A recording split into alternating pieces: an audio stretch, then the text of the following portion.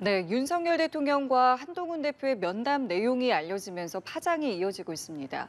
어제 오전에 공개 일정을 취소했던 한동훈 대표는 이후 친한계 의원 20여 명과 만찬 회동을 가졌습니다. 네, 관련 내용 포함한 정치권 이슈들 김희정 국민의힘 의원, 김성환 민주당 의원과 함께 짚어보겠습니다. 두 분 어서 오십시오. 네, 반갑습니다. 안녕하십니까. 안녕하십니까. 윤석열 대통령과 한동훈 대표의 면담 이후에 면담 내용도 공개가 되고 있고요. 여러 입장과 메시지들이 계속해서 나오고 있는데요. 두 분께서는 이 양측의 입장과 지금의 분위기를 어떻게 평가하고 계시는지 먼저 들어보겠습니다. 네, 뭐 잘 아시는 것처럼 지난 보궐선거 직후에 도이치모터스 주가 조작 관련해서 검찰이 김건희 여사에 대해서 불기소 처분을 하지 않았습니까? 거기에다가 이제 명태균 게이트 과정에서 김건희 여사의 소위 이제 선거 개입 이 의혹도 이제 불거져 나오고 있던 차에 한동훈 대표가 김건희 여사에 대해서 여러 가지 그 인사 라인도 좀 정리하고 활동도 좀 정비하고 여러 가지 이 의혹에 대한 절차에 대한 얘기를 한 것 같은데 뭐 결과적으로 보면 윤석열 대통령의 철벽만 확인한 거 아니겠습니까? 결과적으로 우리 국민들이 그 대통령과 여당 대표 간의 회동을 통해서 소위 이제 국정의 여러 가지 어려움을 해소되기를 희망했는데 그것이 잘 안 된 점에 대해서 야당으로서도 많이 아쉽고 이것이 또 어떤 파장을 낳을지도 예의주시해야 되지 않겠나 싶습니다. 대통령의 철벽만 확인했다, 아쉽다라는 말씀을 해주셨는데요. 두 분의 만남은 어떻게 보셨습니까? 일단은 자주 만나야지 이런 거 자체가 뉴스가 안 되지 않을까라고 생각을 합니다. 예. 과거에는 이제 당 총재를 대통령이 맡고 있었어요. 그때는 소위 주례 회동이라고 해서 매주 만나는 게 이제 있었습니다. 왜냐하면 당연히 당 총재였으니까. 그런데 오히려 당권, 대권 분리가 되면서 이제 당정이 이렇게 멀어지게 된 거죠. 그러니까 그때는 그게 더 개혁적인 것처럼 느껴졌고 또 너무 멀어지다 보면 또 엇박자 나는 거 아니냐라고 또 반대 목소리도 나오고 그러거든요. 그렇기 때문에 과거처럼 주례회동까지는 아니더라도 어떤 정례회동을 하면서 자연스럽게 얘기할 수 있는 아주 소통의 틀을 마련해 준다면 만남 자체가 뉴스가 되거나 이걸로 인해서 뭐 프로토콜이 어쩌네 저쩌네 다른 이 부대적인 얘기가 없어지지 않을까 그렇게 생각합니다. 왜냐하면 대통령이나 당대표나 목표는 똑같습니다. 어쨌든 국민들의 사랑을 받고 신뢰를 얻어서 올바르게 국정을 잘 운영하자라는 목표는 똑같거든요. 그런데 이제 덜 만나다 보니까 자꾸 삼자들이 끼고 또 뭐 제가 언론에다 이런 말씀 드려서 못합니다만 자극적인 게 자꾸 뉴스가 되잖아요. 그렇기 때문에 저는 오히려 이런 여러 가지 브리핑이나 이런 거를 이런 가십거리로 만들지 말고 앞으로 정례회동을 만들어서 이 자체가 뉴스가 되지 않았으면 하는 바람입니다. 예, 무엇보다 대통령과 여당 대표의 만남이 더 잦아져야 한다고 말씀해 주셨는데 윤 대통령이 면담 직후에 추경호 원내대표와 만난 것을 두고도 지금 여러 해석이 나오고 있습니다. 그리고 어제였죠. 한동훈 대표가 친한계 의원 20여 명과 만찬을 가졌는데 윤 대통령이 한동훈 대표 만남 직후에 추경호 원내대표를 만났고 그 다음 날에 이제 한동훈 대표가 친한계 의원들과 만찬을 가졌습니다. 이 상황에 대해서는 좀 어떻게 바라보고 계세요? 그러니까 내용 면에서도 김건희 여사에 대한 철벽만 확인하고 맹탕 회동이었다는 평가였는데 그 이후에 이제 나오는 일종의 그 대통령과 여당 대표 간의 그 회동 장면이 찍힌 거는 거의 그간 볼 수 없었던 장면 아니었습니까? 마치 대통령이 여당 대표를 훈계하는 듯한 그런 사진이 공개되고 또 그 직후에 만찬 때 정작 한동훈 대표는 이제 보내고 추경호 원내대표를 만찬에 초대했다고 하는 얘기를 만약에 한동훈 대표 입장에서 보면 이건 매우 치욕적이고 굴욕적인 얘기 아니겠습니까? 어떻게 이 여당 대표를 같은 당의 대통령이 그렇게 대할 수 있을까?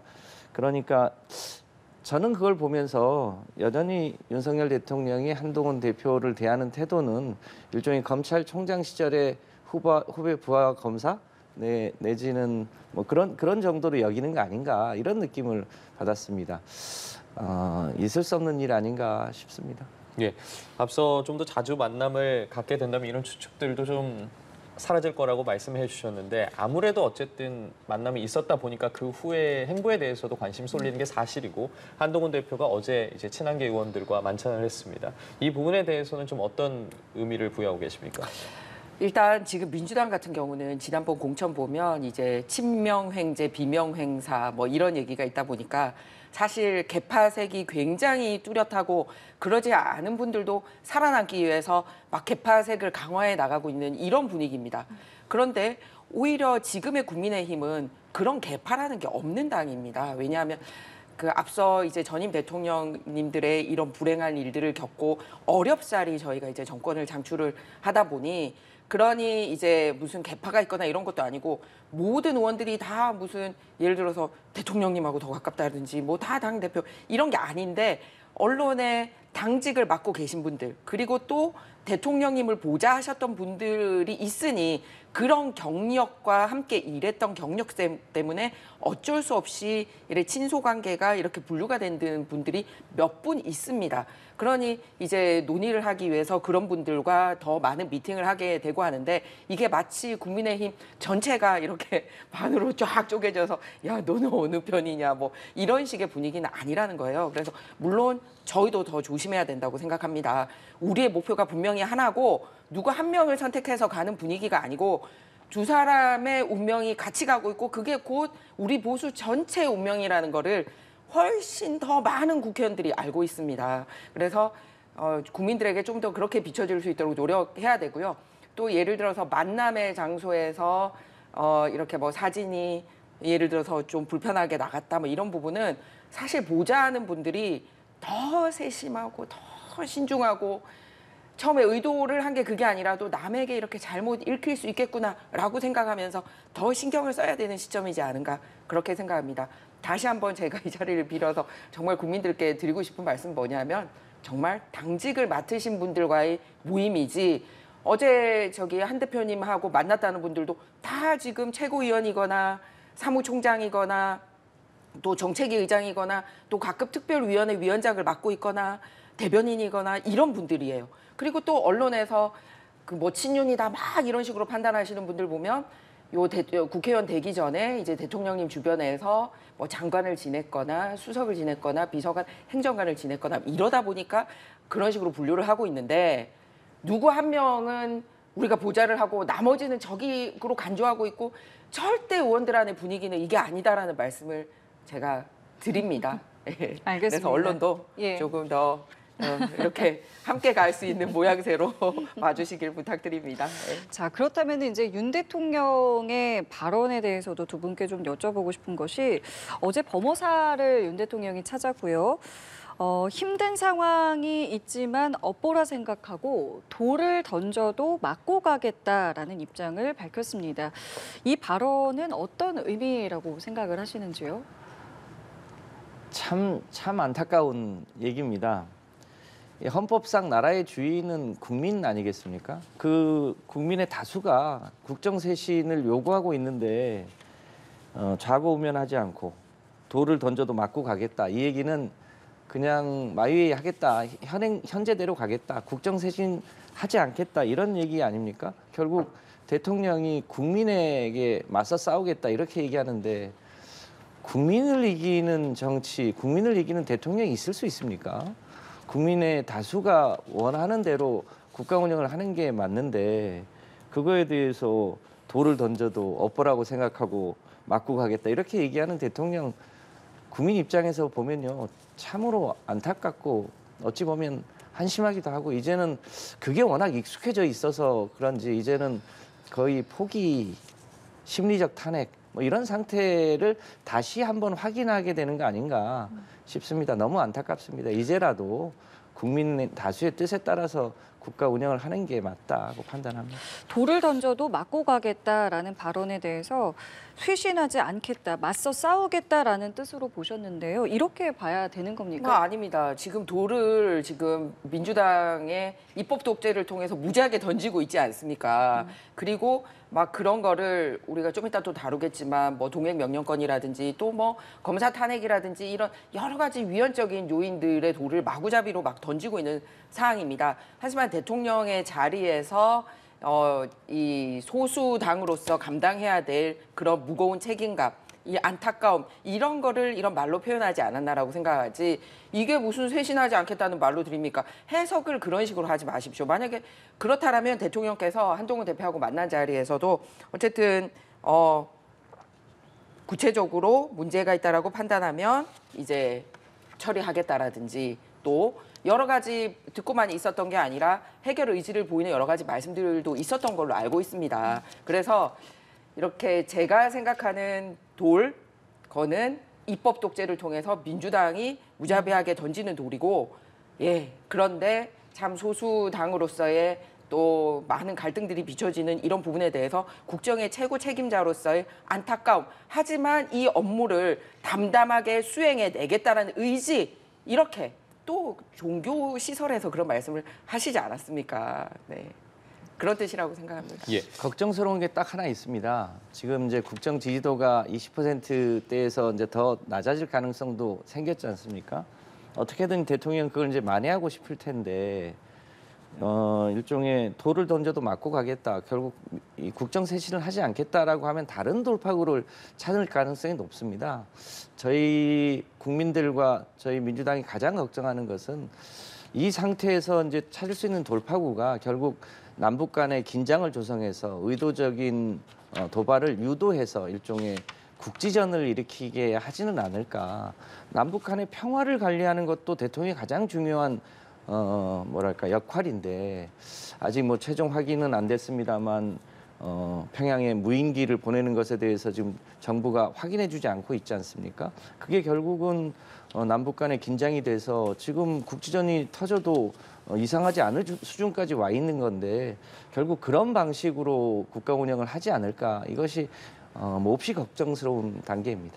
의원님, 저는 정말 민주당이 안타까운 게 뭐냐면 탄핵 특검만 계속 입에 달고 있다가 아무 증거도 없이 뜬금없이 계엄 얘기를 꺼냈습니다. 그러다가 민주당의 주요 인사였던 분이 이제 두 개의 국가 막 얘기하면서 통일에 대한 의지를 포기하더니 이제는 전쟁까지 운운하고 있습니다. 걱정합니다. 그 걱정의 근거가 뭡니까? 누구보다도 지금 보수 진영에서 국민의 안위를 걱정하고 대북 관계나 있어서 국제 관계에 있어서 선명성을 띠고 있는 곳이 오히려 지금의 국민의힘이고 대통령 쪽입니다. 그런데 근거도 없이 전쟁이 일어나기를 바라는 거 아니에요? 그러니까 무슨 두 개의 국가 얘기하고 이런 식으로 계엄 얘기를 넘어서서 전쟁 얘기하고 있는데 근거 없이 이런 얘기를 하는 거에 국민들이 질려한다라는 겁니다. 더군다나 대통령께서 이런 돌 얘기하고 담담히 받아들이겠다 이렇게 한 건 뭐냐면 11월이 되면 지금까지도 민주당이 참 이재명 방탄을 위해서 국회를 이용을 왔는데 그게 달할 거라는 거예요. 왜냐하면 이제 선거일이 얼마 안 남았으니까.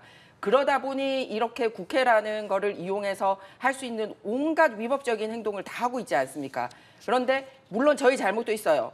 왜냐하면 우리도 소수면서 더 똘똘 뭉쳐서 가지 못하고 오히려 소수면서 분열하는 듯한 모습을 보이다 보니까 참 참혹하게도 민주당으로부터 이런 얘기도 듣고 하는데 평화를 누구보다도 유지하고 북한으로부터 국민을 보호하고 그리고 북한으로부터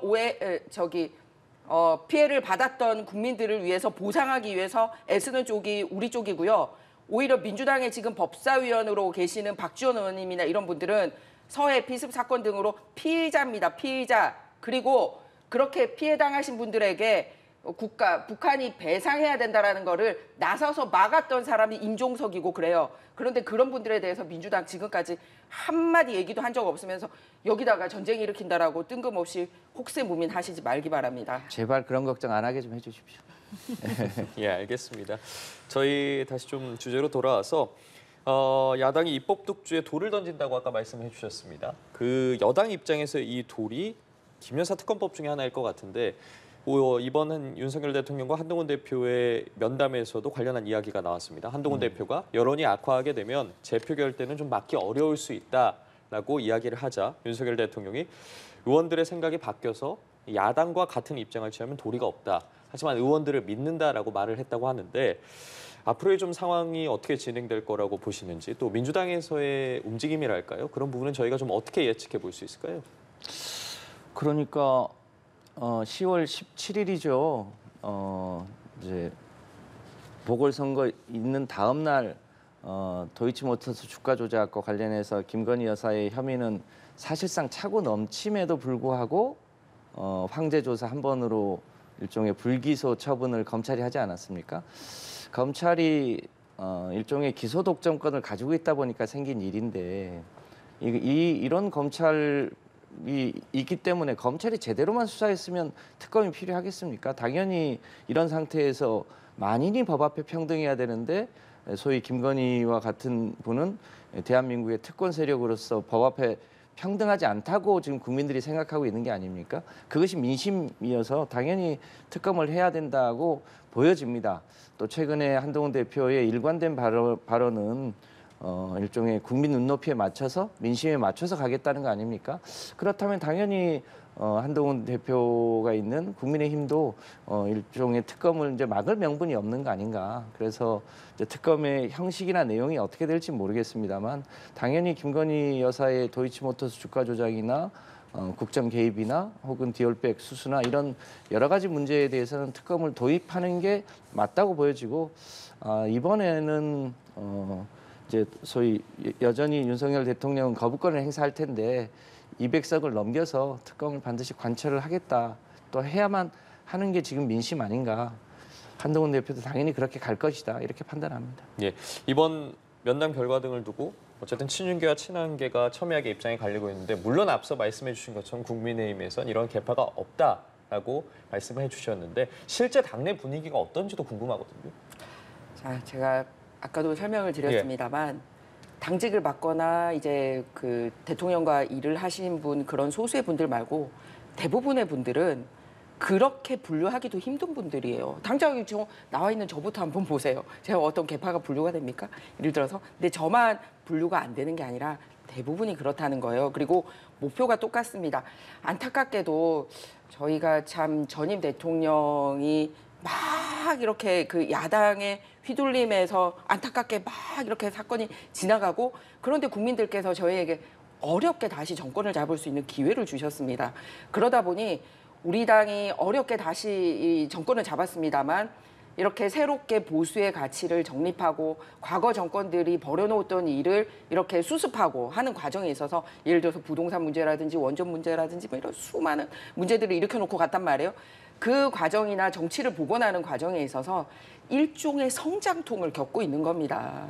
그런데 그게 이제 선거 목전에 다다라서 겪고 있는 게 아니라 아직 이제 대선까지는 시간이 남고 이 성장통의 시간을 너무 오래 끄는 거는 국민들이 원하지 않아요. 하지만 목표가 다르지 않다라는 말씀을 재차 드립니다. 그리고 밖에서 생각하는 것처럼 우리 당을 갈라칠 수 있을 거다 생각하면 큰 오산입니다. 이거는 어떤 한 개인의 문제가 아니라 이 나라를 살리고자 하는 보수 전역의 책임감이 어떻게 보면 지금은 대통령과 당대표 두 분의 어깨 위에 걸려있기 때문에 절대로 그렇게 가벼이 다툼의 형태로 이 파국으로 몰고 가지 않을 거고 그렇게 내버려 두지도 않을 거다라는 말씀을 드리고요.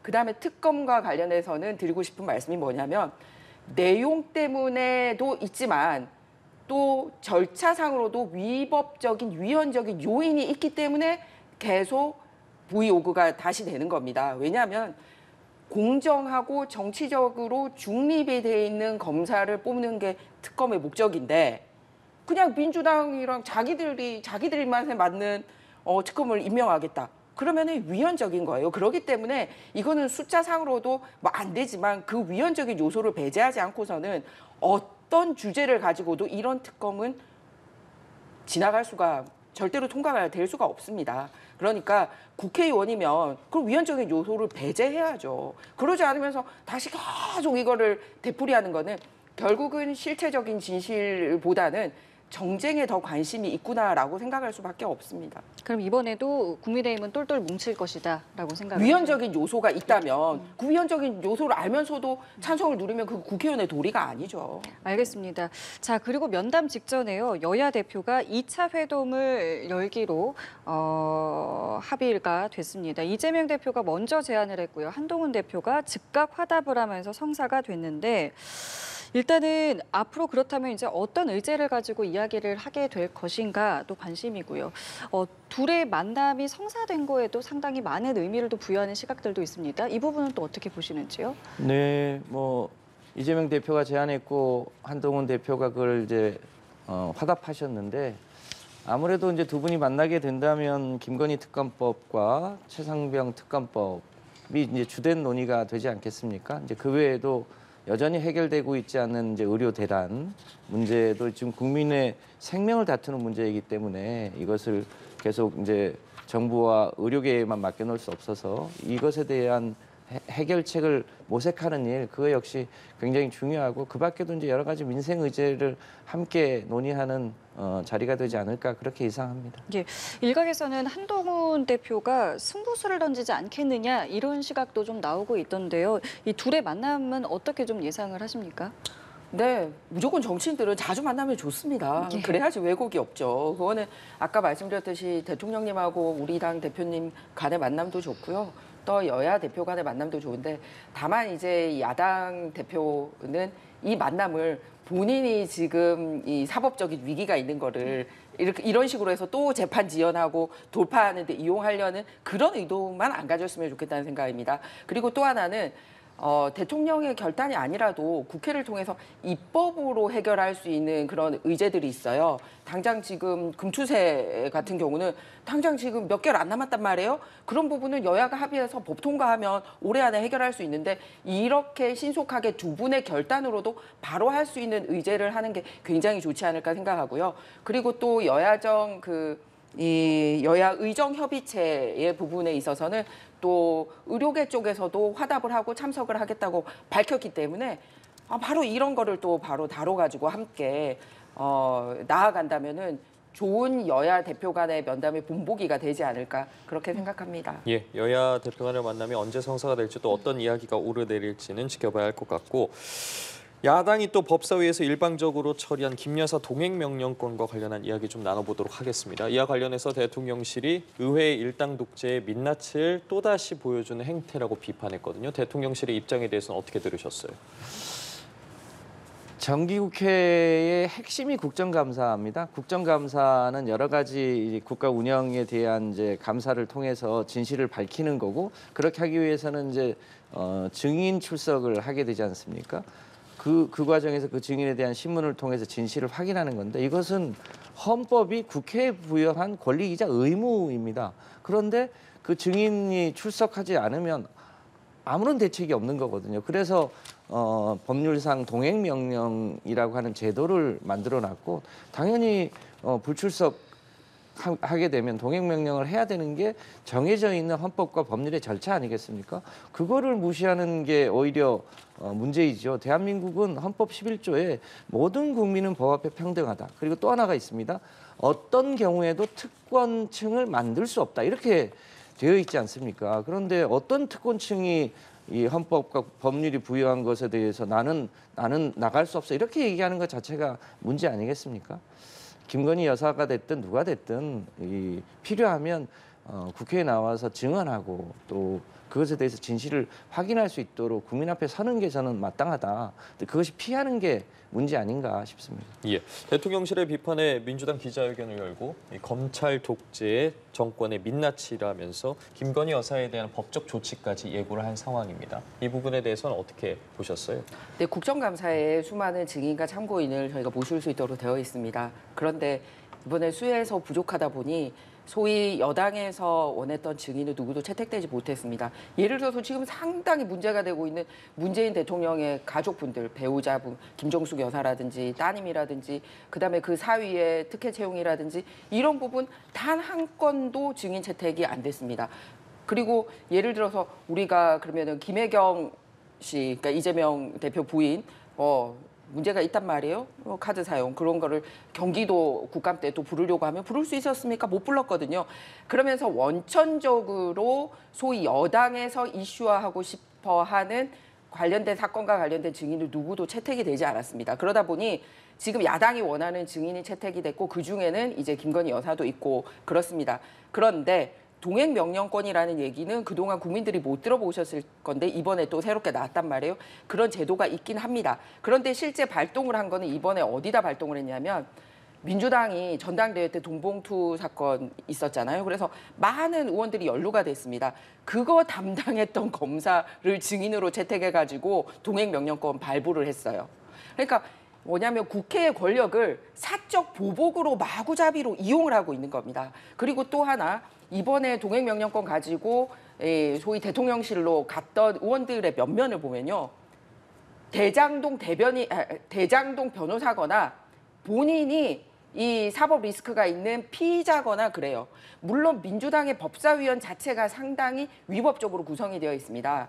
10명이 피의자예요. 그리고 3명이 이재명 사건 관련된 변호사예요. 그렇기 때문에 이해 충돌 때문에 이들은 법사위원을 하면 안 되는 분들입니다.